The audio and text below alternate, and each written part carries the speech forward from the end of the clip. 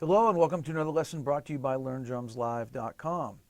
Today's lesson we're going to focus on the halftime shuffle. This lesson kind of came about as a result of me having to learn a song recently, well not too recently, a while back. It was a song called Sweet Potato Pie by James Taylor. I think it was James Taylor. I don't know if it was Ray Charles or James Taylor that wrote that song, but anyway, it was a James Taylor version. And the drummer on that was a guy named Carlos Vega, who was an incredible drummer. Great at playing shuffles, and this shuffle was a real bear. It was really hard for me to figure out what he was doing.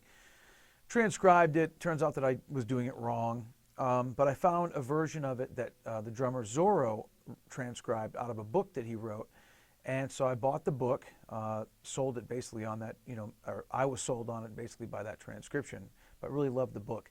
But the book mainly focuses on halftime shuffles. So I thought it'd be kind of cool to do a lesson on that song, the Sweet Potato Pie song, and then add a few more not so well known halftime shuffles. If you've been playing for a while, probably the most well known halftime shuffle is Fool in the Rain by Led Zeppelin and Rosanna, right, by Toto, with Jeff Porcaro playing drums on that song. So we're going to look at some not so well known halftime shuffles, but some of my favorite. So what I'll do is I'll talk about each one, then I'll demonstrate it, and I'm going to play it up to speed, maybe even a little quicker than the record, and then slow it down for you, and I'll do that on each one. So I think you'll enjoy this. All right, well, without further ado, let's get started with the first example. Okay, so the first one we're going to look at is, I guess, the reason for this video, and that is the Sweet Potato Pie shuffle. What's interesting about this shuffle, and what was challenging for me, is the last note of the 16th note triplet, beat 4, where Carlos plays the hi-hat, opening the hi-hat and the kick at the same time. And that's what really threw me. I really had to work on that. I probably can still continue to work on that, but that's what made that one so interesting to me, as well as the double stroke with the left hand right before that. So it's a great exercise in independence and balance. So this is definitely one you want to take slow. So let's take a look at this one.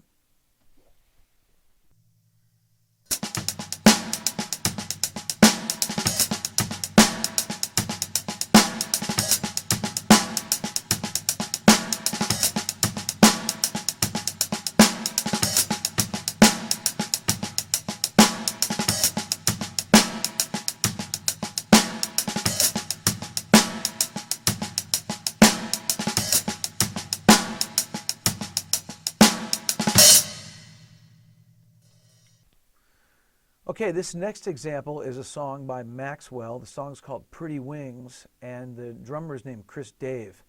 What's funny is I heard this song a few years back on the radio, and I was like, wow, that's a really cool groove, and I looked it up and saw who it was and who the drummer was, and I thought, wow, that's really cool, and then kind of forgot about it. Then when I picked this book up, I saw that Zoro had transcribed the groove. And the reason I wanted to add this into this lesson was because I really liked what Chris Dave does on the end of this groove starting on beat 6. He plays an accented snare followed by an unaccented note, 2 beats on the hi-hat, then an unaccented snare followed by an accented snare. So that's some really nice stick control, and the way he does it, of course, flows really, really well. So let's take a look at this example.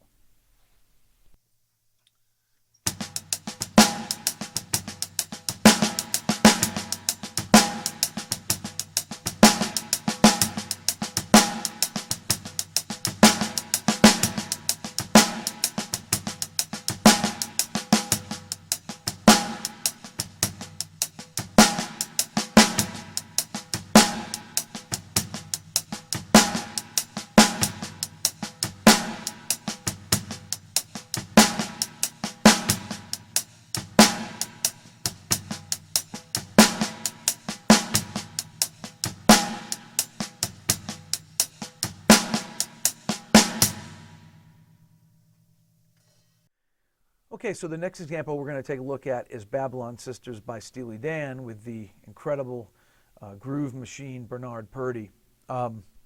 This is one of the first halftime shuffles I remember hearing. This, of course, along with Fool in the Rain and the other Steely Dan song, Home at Last, that Bernard Purdie played drums on as well. And, Home at Last certainly influenced John Bonham and, of course, influenced Jeff Porcaro, who was, has stated that he was influenced by the Bernard Purdie and Bonham's Fool in the Rain to play Rosanna. So anyway, this particular track, the challenge for me was the opening and closing of the hi-hat. So the hi-hat opens on beat 3 and beat 6 of each 16th note triplet.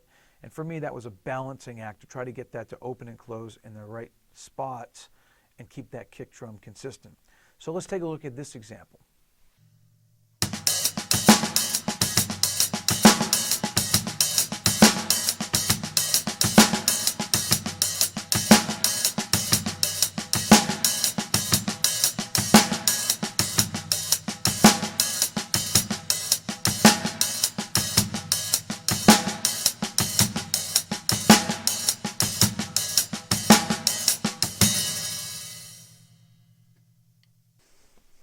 Okay, the next example we're going to look at is a song by Michael McDonald called Any Foolish Thing, and that's Jeff Porcaro playing drums on it.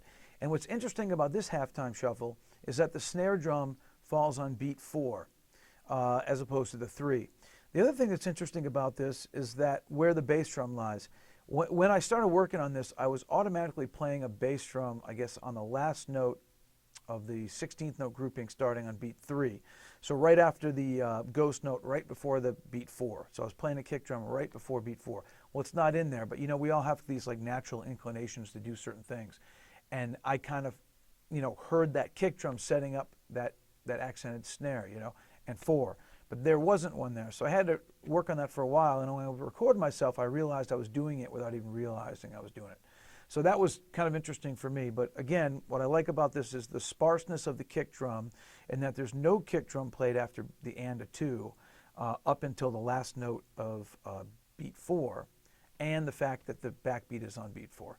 So let's take a look at that example.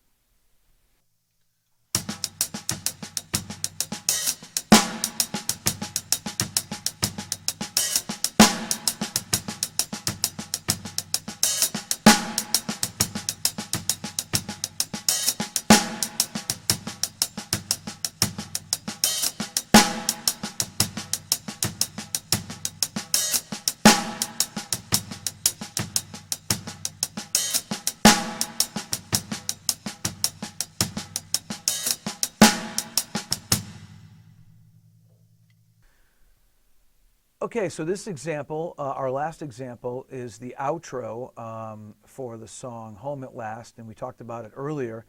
It's with Bernard Purdie, and this is the only example where we're going to the ride cymbal. And so if you notice, I hope that you can tell by the way I did it, Bernard is accenting, playing an accented to unaccented note on the, from the bell to the body of the ride.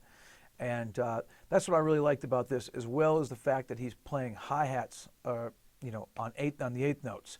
So he's playing with his left foot hi-hat to really kind of push this groove. And again, this is probably one of the first halftime shuffles I ever heard. It's amazing to think that this record came out in 1977.